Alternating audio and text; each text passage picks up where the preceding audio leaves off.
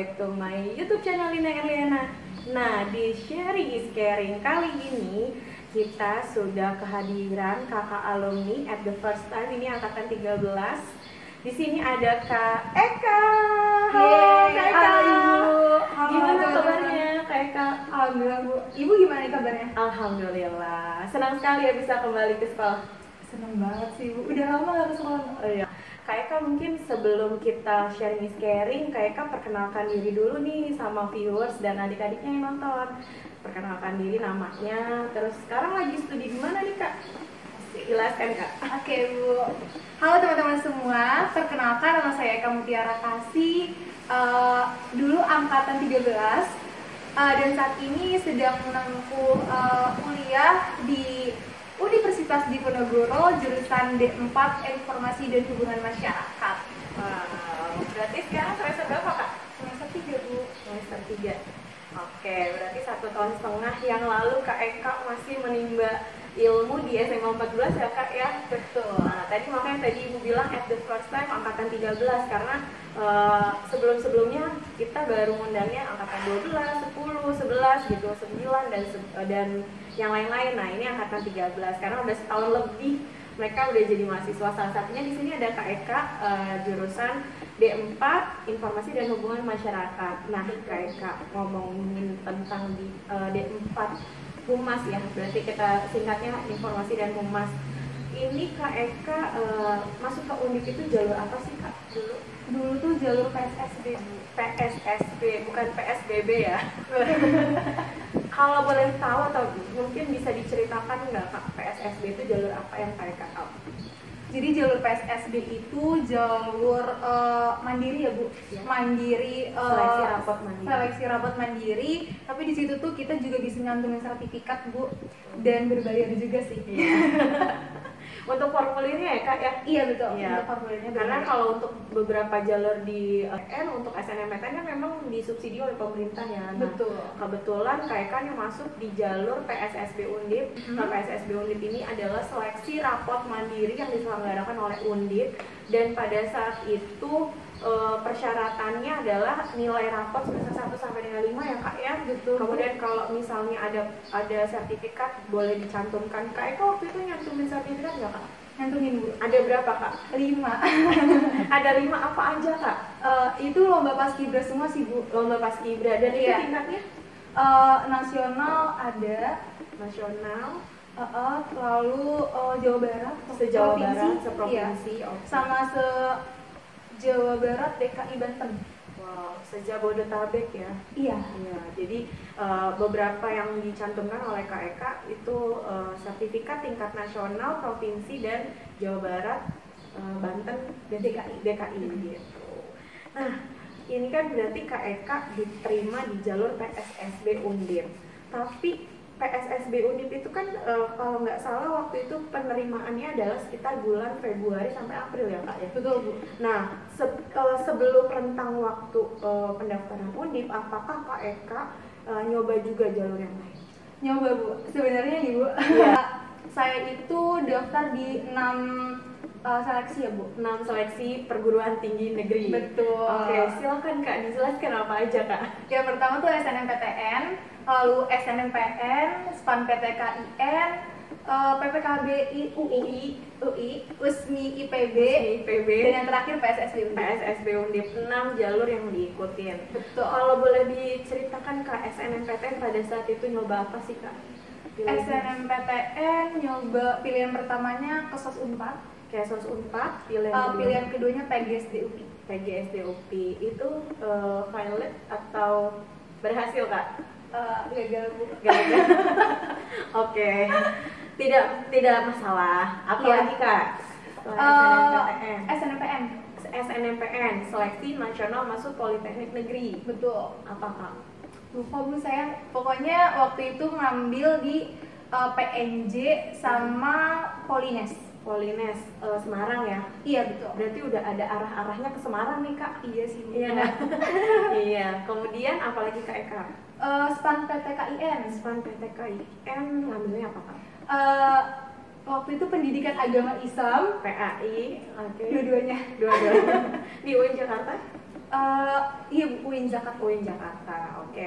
Tadi kan SNMPTN, SNMPN, SPAN PTKIN, kemudian PPKBUI, ngambil humas Bu. Humas juga, kemudian Undip Humas, USMI IPB ngambilnya Komunikasi D3. komunikasi yang D3. Wow, Betul. berarti memang udah arah-arahnya ada ketertarikan pada program studi atau jurusan yang berkaitan dengan komunikasi dan humas dong. Betul Kak. sih Bu. Iya. Tapi nih Bu, kalau boleh cerita, Boleh. sebenarnya tuh mungkin kalau teman-teman IPS 2 tahu ya, dan Mulina tahu, sebenarnya tuh kalau ditanya dulu Eka mau jadi apa, pasti jawabnya jadi guru SD. Betul. Dan kalau Eka mau ngambil prodi apa, pasti PGSD. Betul. Iya, seperti itu Bu. Tapi mungkin Allah punya rencana lain ya Bu. Di 4 seleksi perguruan tinggi nggak dapet. Dan akhirnya di pengumuman kelima USMI PB itu alhamdulillah dapat D3 komunikasi. Lalu pengumuman ke-6 itu PSSB Undip. Nah karena di USMI PB waktu itu diploma 3 ya Kak Eka ya? Betul. Terus di Undip diploma 4 sehingga lebih ngambilnya tertarik ke yang diploma 4 karena sarjana terapan dan ini setara dengan S1.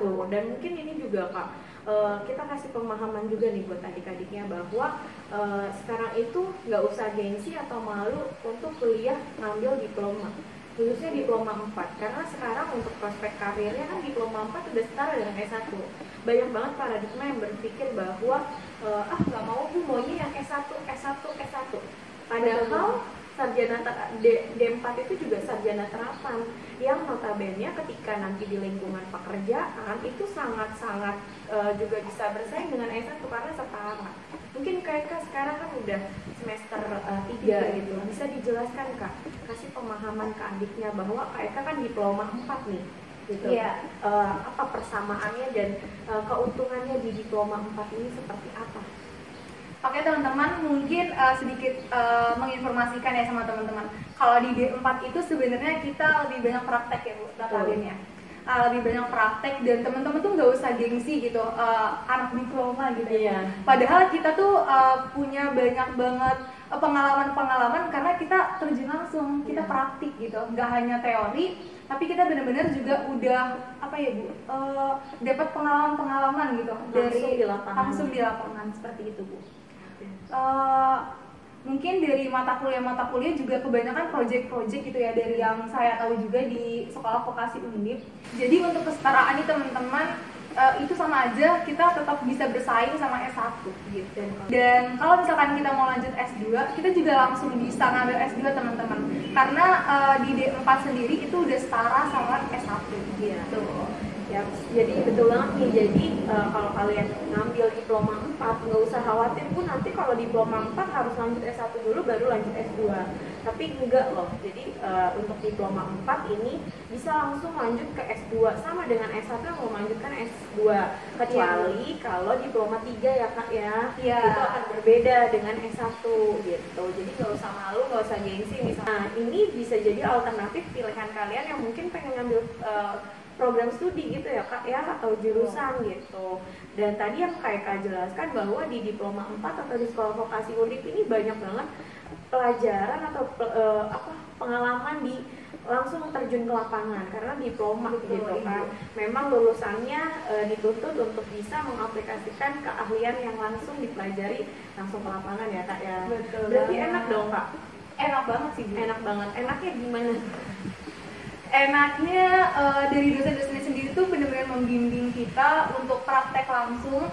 Kita nggak hanya kayak teori, tapi memang 60% 40% ya betul. Kita langsung praktek, tapi sebenarnya nih Bu, mungkin lebih enak lagi kalau prakteknya offline tentunya. Karena Kak Eka selama 1,5 tahun ini online terus ya Kak ya? Iya Bu, betul. Iya, tapi tetap ada prakteknya Kak? Tetap Ibu, tetap ada project-project itu baik mandiri ataupun kelompok, tapi ya tetap dari rumah masing-masing gitu loh Bu. Kalau boleh tahu projectnya seperti apa Kak? Kalau misalkan saya sendiri tuh kebanyakan projectnya karena di informasi dan humas ya, dan lebih spesifik lagi ke humas, itu lebih ke project-project bikin paper base, bikin video base, bikin audio base juga. Jadi tuh kita juga dituntut untuk melek tentang media kayak gitu. Media digital yang saat ini memang lagi tren ya Kak ya, bisa dikatakan gitu. Wah, menarik banget nih anak-anak mungkin yang pengen ngambil jurusan hubungan masyarakat, informasi dan hubungan masyarakat di sekolah vokasi Undip, jadi punya insight baru, oh ternyata belajarnya kayak gini. Tapi nanti lebih dalam lagi nih Kak, kita jelaskan ya. Nah, tadi ngomong-ngomong tentang jurusannya Kak Eka, kan awalnya memang Kak Eka tuh kalau ditanya pengen banget jadi guru SD, PGSD, tapi finalnya kenapa jadi ngambil komunikasi atau hubungan masyarakat gitu, informasi dan hubungan masyarakat Undip gitu, dan diterima. Alasannya sebenarnya apa sih Kak? Di last minute mungkin ya, di last minute kelas 12 gitu tiba-tiba oke, saya memutuskan pengen informasi dan hubungan masyarakat yang nantinya akan saya tekunin jadi jurusan yang saya pelajari. Kenapa Kak alasannya? Jadi mungkin kan waktu seleksi ini ya Bu ya, waktu kita kelas 12 tuh banyak banget seleksi masuk perguruan tinggi negeri. Betul. Itu banyak banget, dan kalau bisa ya teman-teman ikut aja gitu, karena kita nggak tahu kita akan masuknya di jalur mana, lewat pintu yang mana. Seperti itu, kita nggak tahu kita rezekinya tuh di mana. Jadi tuh saya ikut 6 jalur tadi, dan ternyata masuknya di IPB dan Undip. Karena waktu itu juga saya daftar dengan jurusan-jurusan yang masih spesial kayak gitu, tentang komunikasi. Walaupun nggak di PGSD, tapi waktu saya daftar tuh ada jurusan-jurusan, oh ada humas nih ternyata masih spesial kayak gitu. Nantinya ketemu orang banyak, nantinya berhubungan langsung, berinteraksi langsung dengan orang banyak kayak gitu. Dan ternyata ketika saya dapat komunikasi D3 IPB dan PSSD Undip ya, informasi dan hubungan masyarakat, itu hampir sama ya komunikasi juga.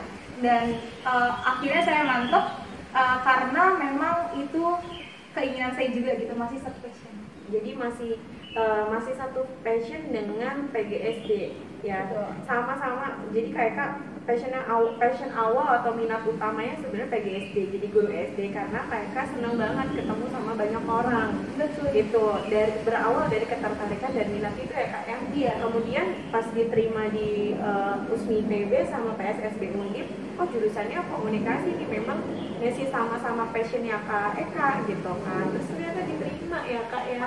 Jadi oke, fix kayaknya saya mau ngambil ini gitu, karena memang kedua-duanya jurusan yang diminatin sama Kak Eka. Jadi alasannya seperti itu. Jadi nggak jauh beda sebenarnya sama PGSD ya Kak. Sama-sama suka berinteraksi dengan banyak orang. Iya. Oke.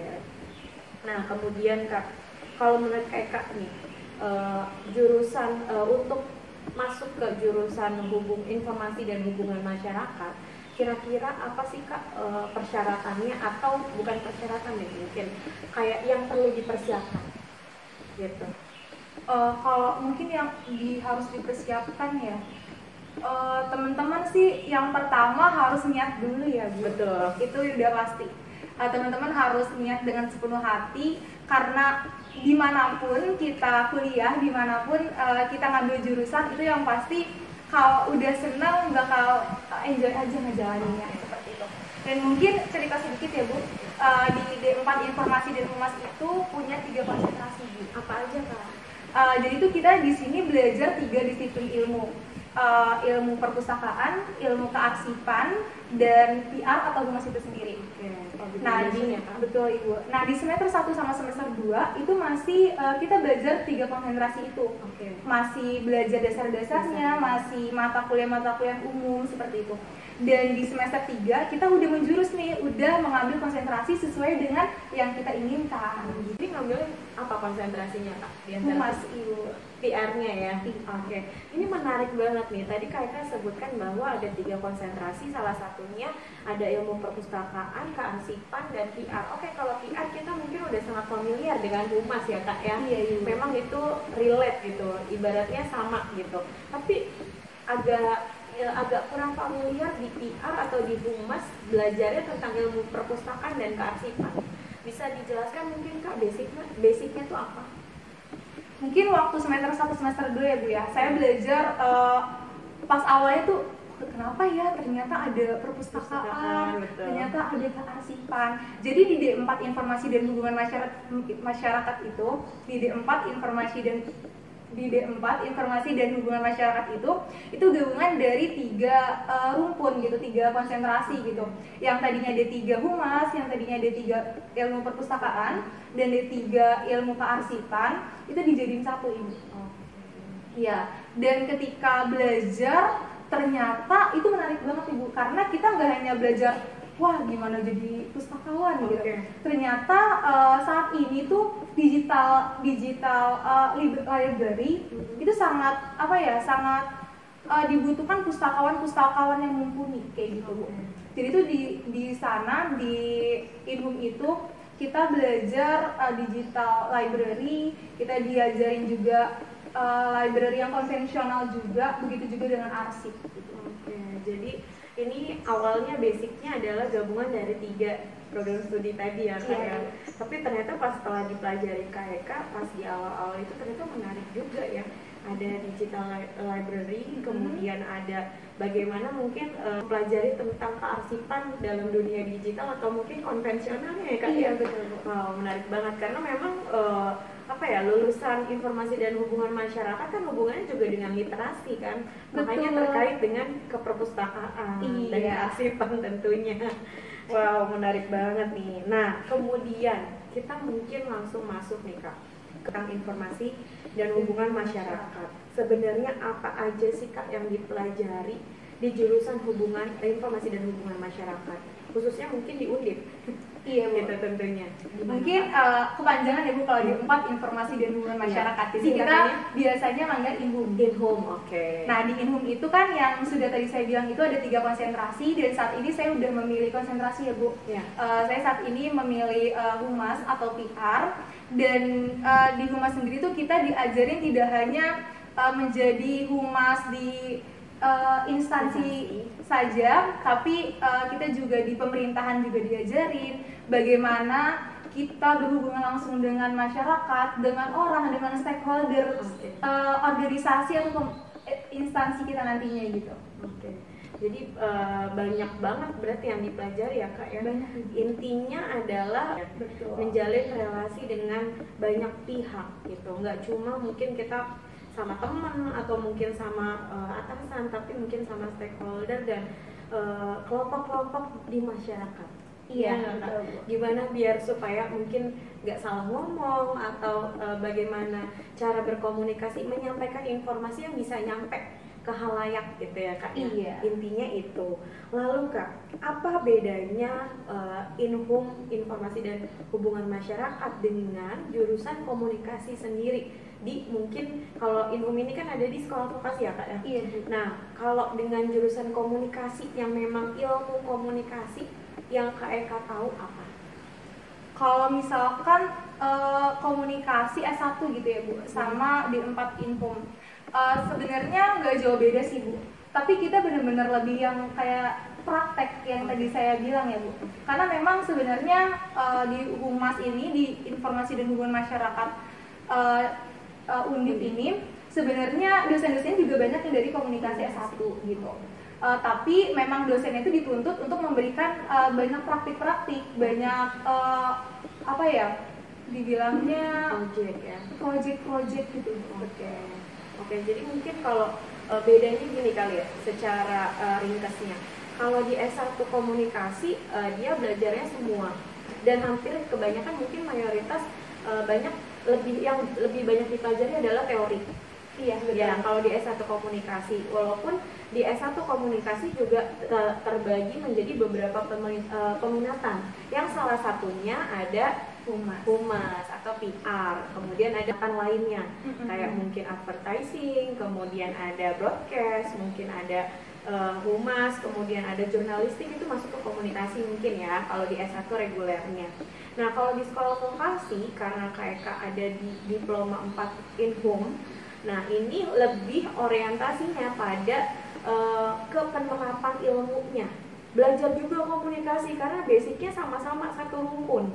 Betul ya, komunikasi dengan hubungan masyarakat ini sama-sama satu rumput, tapi bedanya kalau di S1 komunikasi aja atau S1 komunikasi reguler itu belajarnya semuanya. Kalau di hubungan masyarakat mungkin lebih kepada proyeknya yang spesifik gitu, tentang informasi dan hubungan masyarakatnya gitu ya Kak ya? Betul. Oke. Nah, kemudian Kak, suka dukanya belajar dan kuliah di Inhum. Dukanya ya Bu. Kalau sukanya dosen-dosennya asik-asik banget. Oke.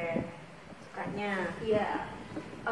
Dari teman-temannya juga asik, terus kita juga karena udah kebanyakan disuruh bikin project-project, jadi kayak udah terbiasa aja gitu loh Bu. Oke. Kayak gitu. Terus mungkin dukanya ini ya Bu, susah untuk ketemu langsung dengan stakeholder yang terkait gitu. Kalau misalkan ada project untuk menganalisis stakeholder, kalau misalkan ada project untuk langsung turun ke lapangan, mungkin kalau offline bisa bareng-bareng sama teman-teman, jadi lebih asik gitu. Mungkin kalau sendiri itu lebih susah gitu. Apalagi kalau sekarang pandemi. Berarti dukanya lebih karena kondisi saat ini ya, karena bukan pada duka pada tidak menikmati program studi yang dipelajari ya Kak ya. Iya Bu. Oke. Nah kemudian kita ngomongin prospek kerjanya Kak. Prospek kerjanya sendiri bagaimana untuk di informasi dan hubungan masyarakat? Khususnya untuk diploma 4 nih gitu. Kalau misalkan di D4 informasi dan hubungan masyarakat, kalau teman-teman misalkan ngambil konsentrasinya di perpustakaan, teman-teman itu tidak hanya jadi pustakawan aja, teman-teman bisa jadi analis data. Jadi pustakawan itu yang pertama ya Bu ya. Mungkin bisa jadi pustakawan sekolah, dari pemerintahan juga bisa, di instansi.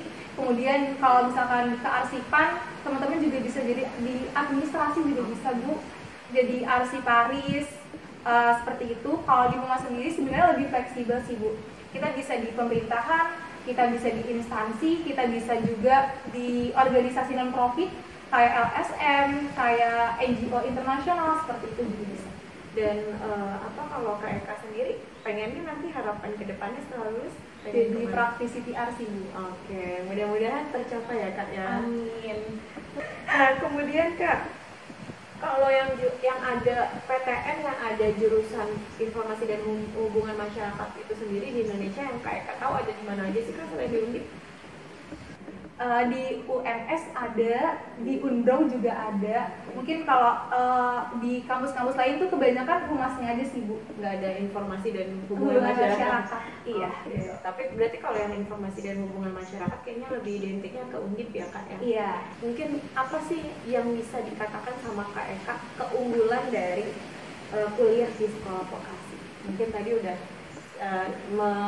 di awal-awal mungkin udah sekilas gitu, tapi mungkin apa sih yang identiknya gitu? Keunggulan di sekolah vokasi, mungkin di sekolah vokasi ya, itu kita dapat melatih skill-skill kita yang mungkin sudah dapat materi nih, kita langsung mengimplementasikan langsung gitu. Oke, jadi lebih enak ya Kak ya? Betul Bu, jadi kita kayak siap kerja.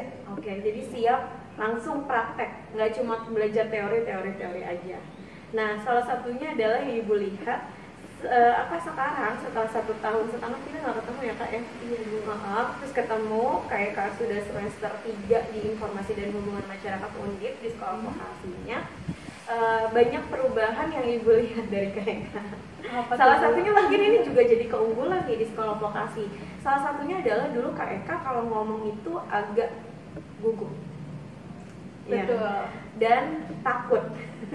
Iya, lebih banyak itunya. Tapi sekarang overall setelah di sharing setelah semester 3 di informasi dan hubungan masyarakat Undip ini, ternyata benar tadi kata Kak Eka, keunggulannya adalah melatih skill. Karena dengan ada di semester 3 sekarang, Ibu lihat sekali banyak perubahan dari diri Kak Eka. Ngomongnya udah bagus ya, cara bicaranya, tutur bahasanya, kemudian penggunaan bahasanya juga enak didengarnya, itu keren banget gitu. Jadi mungkin ini juga bisa jadi alternatif buat kalian yang mungkin bisa melatih, Bu saya lebih enak buat melatih skill saya pengen ngomong di depan orang tapi malu, tapi takut gitu kan.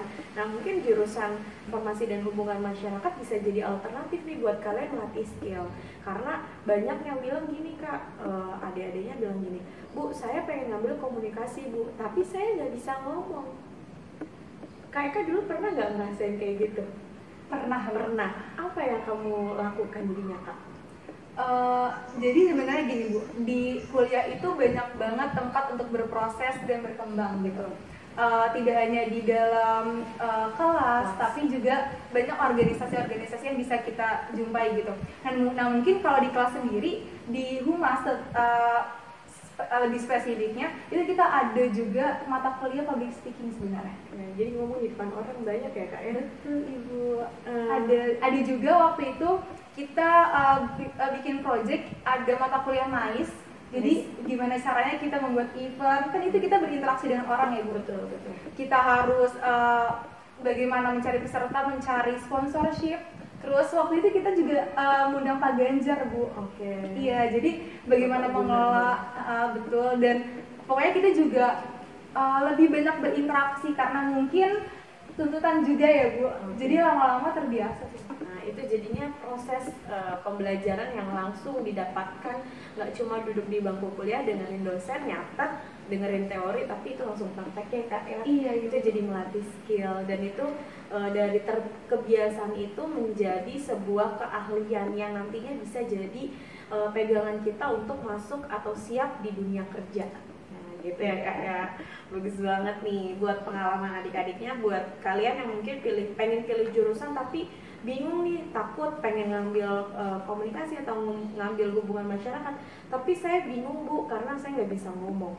Pengen ngambil sastra, saya bingung Bu nggak bisa bahasanya dan sebagainya. Jangan pernah insecure sebelum kalian mencoba, karena semua proses pembelajaran gitu ya kak ya. Iya Ibu. Nah mungkin terakhir nih kak nih, kasih pesan dong buat adik-adiknya yang mungkin sekarang masih bingung untuk pilih jurusan. Apa pesannya atau tipsnya buat adik-adiknya kak? Mungkin buat adik-adik nih yang lagi bingung mencari sebenarnya jurusan apa sih yang tepat buat saya gitu. Teman-teman bisa gali dulu kira-kira teman-teman tuh passionnya di mana, teman-teman tuh sukanya di mana. Dan mungkin teman-teman bisa nyari informasi-informasi juga, bisa dari Google dan mungkin dari YouTube Bu Lina tentunya, karena banyak banget alumni-alumni yang sharing-sharing nih teman-teman.